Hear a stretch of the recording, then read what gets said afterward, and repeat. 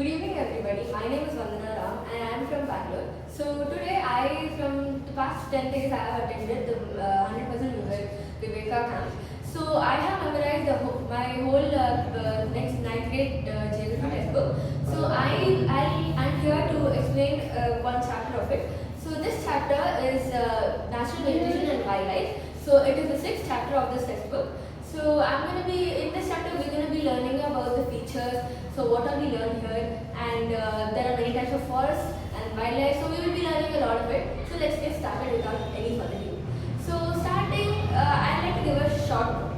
So have you ever gone around your garden or your house or your school and you've seen a lot of different varieties of plants or insects or animals or birds?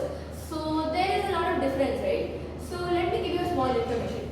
India is the 12th large biodiversity country and it has more than 47,000 of plants, 15,000 flowering plants and more than 90,000 species of animals including the marine life. So India is home to thousands of animals and birds. So it is a cozy home which has a lot of animals and plants. So here we will be learning about all of this. So now the first term I will be taking is natural vegetation. So what is natural vegetation? Natural vegetation refers to the growing of plants which grew all by themselves without any human explanation or human help. So natural vegetation is also called virgin vegetation, which is completely of pure substances and vegetarian substances.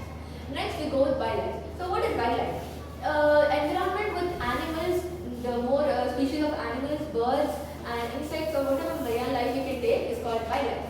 So in this chapter we're going to be learning about two of them. So the next term I'll be taking is flora and fauna. So what is flora and fauna? As soon as I tell this, many of you might get an idea of one could be about plants and one other one could be about animals. So yeah, the first one, flora. Flora is nothing but it refers to the flowering plants or plants.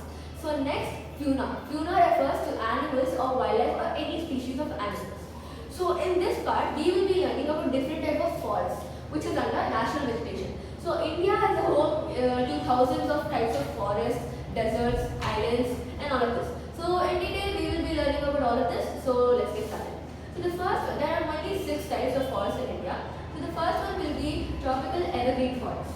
So these tropical evergreen forests are mostly in the western Ghats and the eastern Ghats of our country, in the southernmost. And then there are the Lakshadweep islands which we have in the west is also full of the tropical evergreen forest. So about this tropical evergreen forest, it receives more than 200 centimeters of rain. The soil over there is very fertile. The water we get is very cool and the winds blowing there are not loose. So what is Loo if you ask me? Loo is a complete dry wind and it doesn't carry any moisture. So Loo kind of winds come in summer times around these places or whatever we are here now. So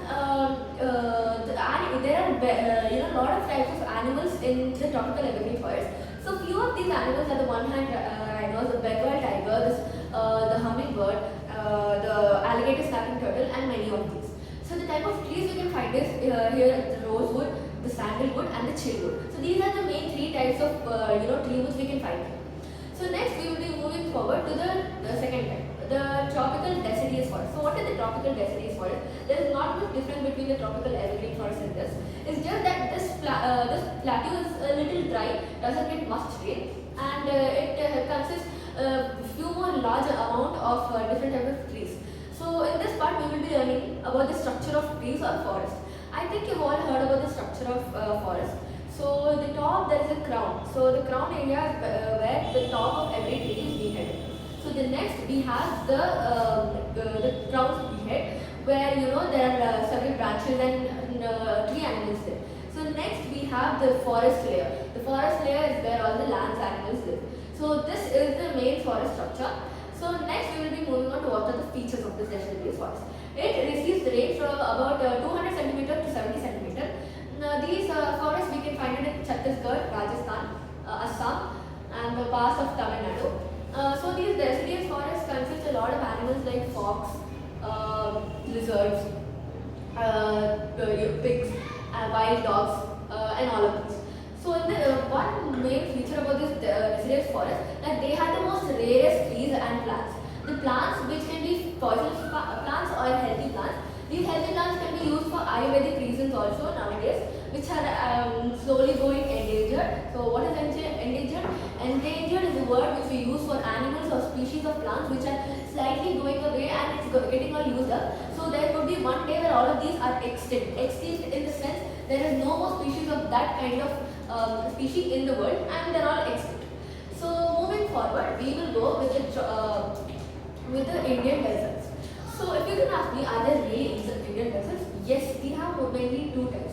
One is the Sahara and one is the Thar desert. And mainly I can name two places which we've all been known to. One is Rajasthan and one is Mumbai. It's just like living in a boiling cooker. It's when it reaches the February to May season, the temperature is so hot there that most of the people are getting sick now. So that is how the temperature increases in all of these places. So as we go into the deserts, the another name for the desert islands in India are called the thorn and shrub forests. So the thorn and shrub forest mainly refers to cactuses or thorny trees which are around the deserts. So let us go with the feature. What is thorny and shrubs?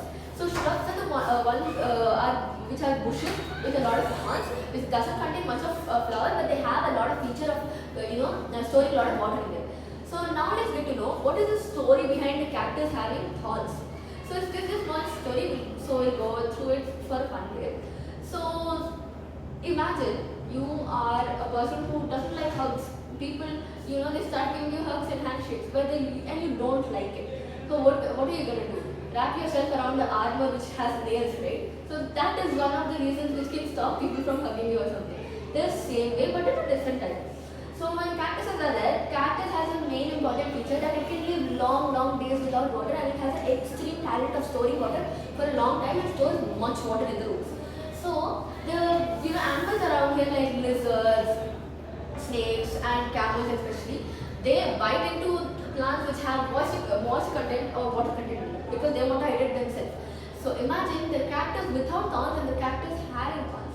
So if the cactus has thorns, no animal would dare to come near it or bite into it because the opposite effect of it would be the animal getting hurt rather than getting some food in them.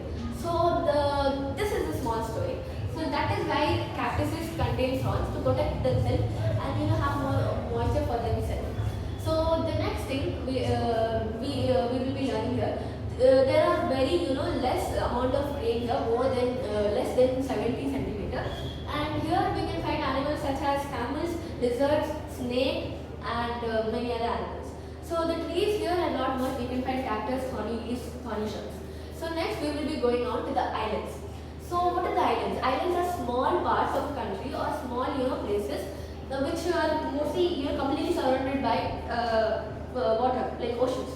So India has mainly two islands. So in the eastern we have the Andaman and the Nicobar Islands. So in the north we have the Andaman Islands and in the south we have the Nicobar Islands. At the same way, in the Western Ghats we have the Lakshadweep Islands. Lakshadweep is tropical evergreen forest, so it's completely full of greenery and has a lot of rare type of animals. So now we're talking about the islands. So what are these islands? These islands don't have much feature. Just go with the short and sweet explanation. They live in a standard location with a lot of water around. The water could be deep or the water could be short. So there are many chances of the small islands getting pushed up by the water or getting completely submerged in water because the amount of global warming we are having here, the ice glaciers are melting and now we are having most of the islands flooded up.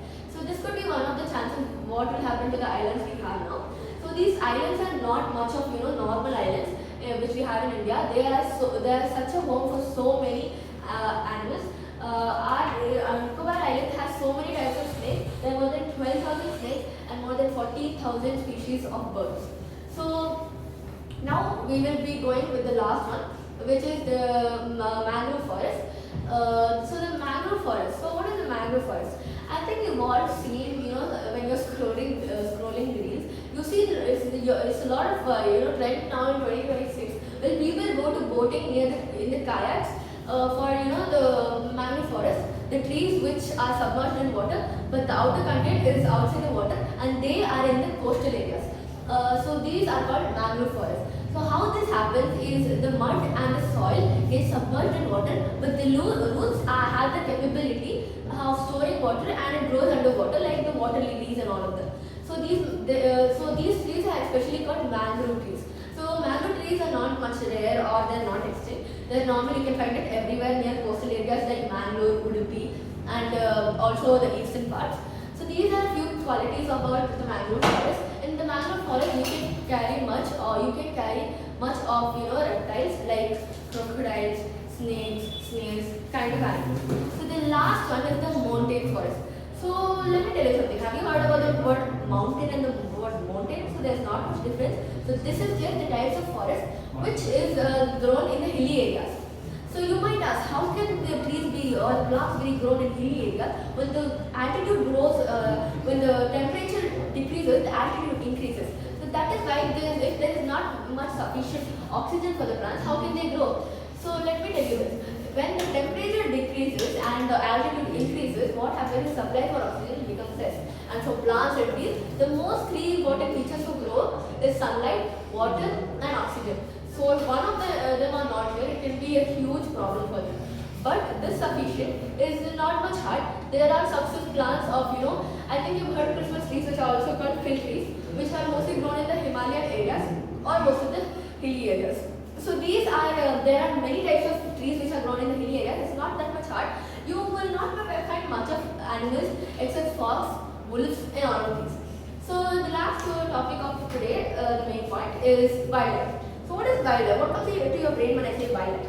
So wildlife is a group of biodiversity which consists of a group of animals, different species of animals, whether it can be animals which fly, which live on land, which live on water, and different types of reptiles or animals. So in wildlife, India is now home to for more than 90,000 species of animals, and slightly we are losing our national animal, which is Bengal tiger. So we'll just put our hands together for doing something. It's not like we are the reasons. You can't blame ourselves or blame someone else for not being the indirect reason, because we are getting the extinction of these animals. It's because we have some term called fashion nowadays, and it has become very popular. And people nowadays are ready to do anything for fashion. What is fashion? Wearing nails of animals, killing them for their skin as fashion, and all of this. So what is this? This is just a temporary process. But imagine we save all of these species and survive them for a longer time. Our children and our grandchildren will have the luck to see all of these beautiful animals and their features. But if we continue all of this harm which we humans are doing for the pure innocent animals, there are chances our kids, we have to show our kids the animals which we are seeing now in TVs or pictures. Maybe there would be a day, maybe not. But let's just try our best to not much harm these animals. And if tell you a fact that each and every makeup girls use has pig fat or whatever is called animal fat.